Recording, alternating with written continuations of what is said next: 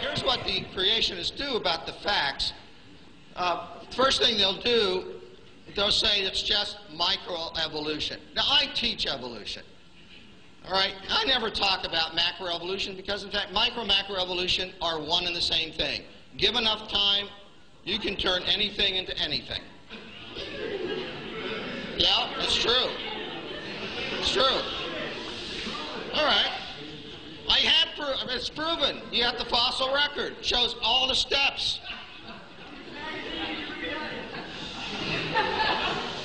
All right, so typically what the creationists do, they'll deny the existence of tens of thousands of transitional fossils. Go to a museum, look at the fossils yourself. They're there. First of all, fossils don't prove evolution. Okay? The fossil record is consistent with a story, a historical pattern. It's proven. You have the fossil record. It shows all the steps. Fossils don't prove evolution. And that's exactly what paleontologists work at.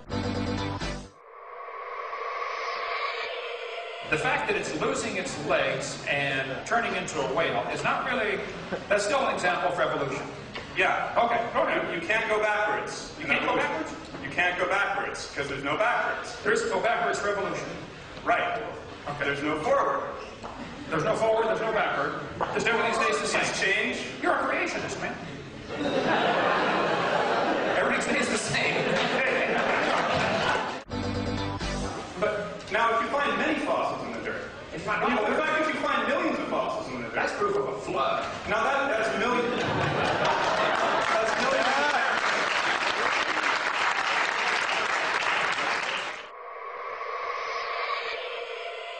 We have a very good set of bones saved from fossil records showing that the whales evolved through a long period of time from animals that are on land to animals that are in the water. We have that evidence. And to say we don't have it or to say that we're lying is disingenuous to this audience. I don't know if I can help if you can't get this, but no fossils count as evidence for evolution. Well, first place, there's not enough to tell what it is. Secondly, you don't know that that is the ancestor of anybody. You don't know that that animal had any kids that lived. It is absolutely impossible to use any fossils at all as evidence for evolution. And anybody that's telling you fossils are evidence for evolution, you talk about voodoo science, that is it, folks, okay? We know these bones produce something other than their kind. Even though no animal today can do this, these bones were able to do it. That's absolute voodoo science. That's a good word for it. I got to use that one from now on. I appreciate that, okay? And if those bones don't have dates on them, they don't come with a little tag saying this one evolved into this one. All you do is put your preconceived evolutionary imagination idea on top of these fossils that are found. Fossils don't mean anything as far as evolution is concerned. We don't need them. We got all the evidence we need to prove evolution without fossils. Forget fossils. They just aren't important. What's important is DNA. We have a very good set of bones saved from fossil records showing that the whales evolved through a long period of time from animals that are on land to animals that are in the water. Fossils don't mean anything as far as evolution is concerned. We don't need them. And to say that we're lying is disingenuous to this audience.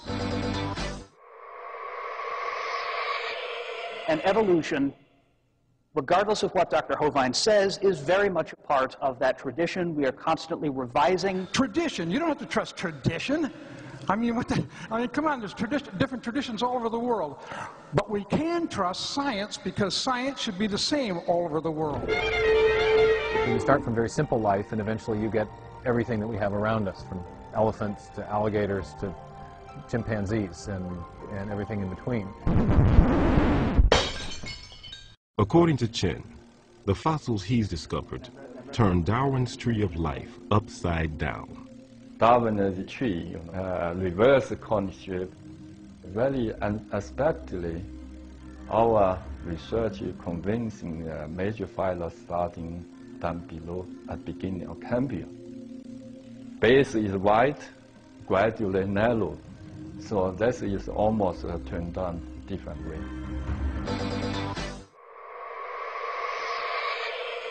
Hi, Dr. Hogan. Hi, I forgot your name now. What is it? My name is Michelle Markstein, and I'm a postdoctoral fellow here in the Integrative Biology Department. I have a PhD in genetics. Here's an interesting fact.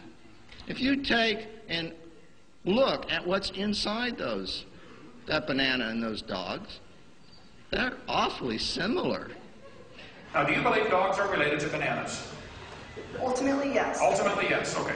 You're saying, as a postdoctoral fellow. There you go. But you don't need to say doctor in front of my name. Okay. I'm pretty secure about it. If God decided to use the mechanism of evolution to create human beings, you look nervous. to say that was the method to do Calm it. down. It's okay. You know You why look I'm nervous. nervous? Because I don't have the rhetorical skills that you do. No, I am winning this argument because I'm right. No,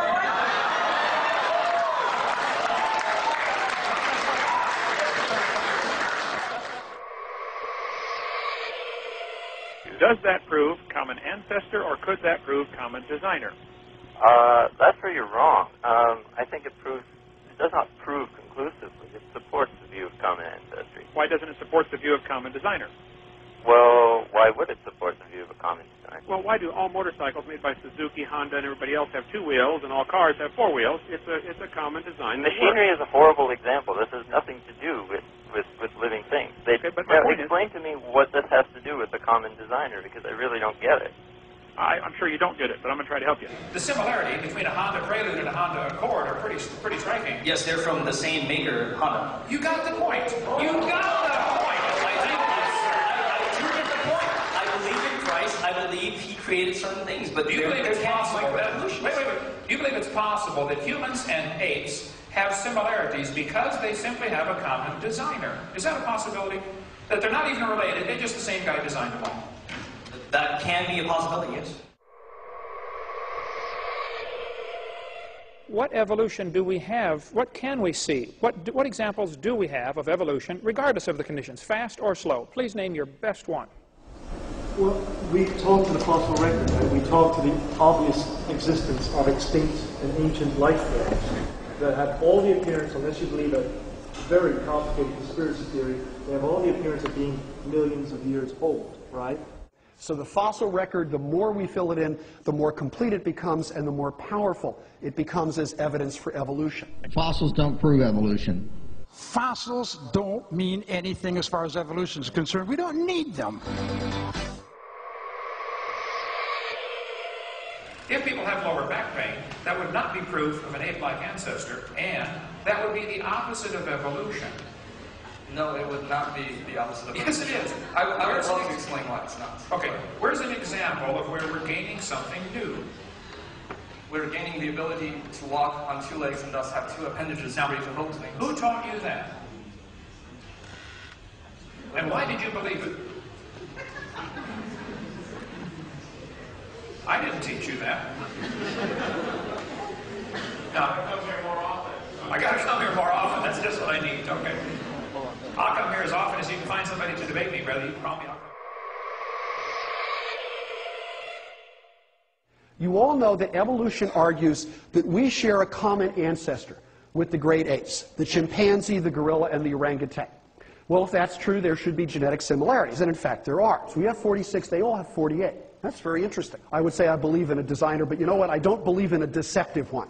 I don't believe in one who would do this to try to fool us. And therefore, I think this is authentic, and it tells us something about our ancestry. Number of chromosomes is an interesting study. It is indeed true that chimps have 48, humans have 46. Tobacco also has 48.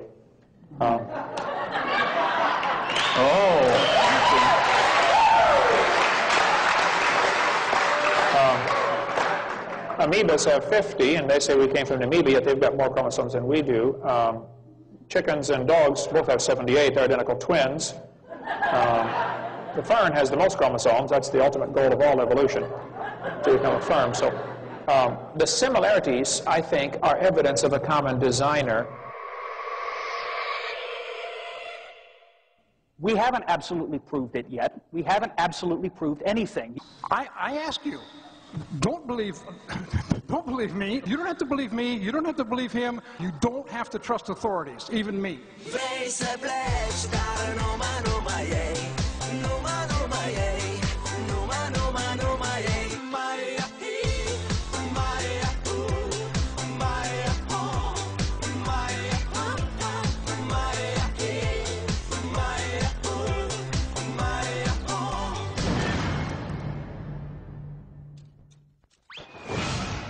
would encourage you students to open your mind just a little bit and think about possibly, it could be, just like when people were taught the earth was flat and later they found out, oops, that's wrong.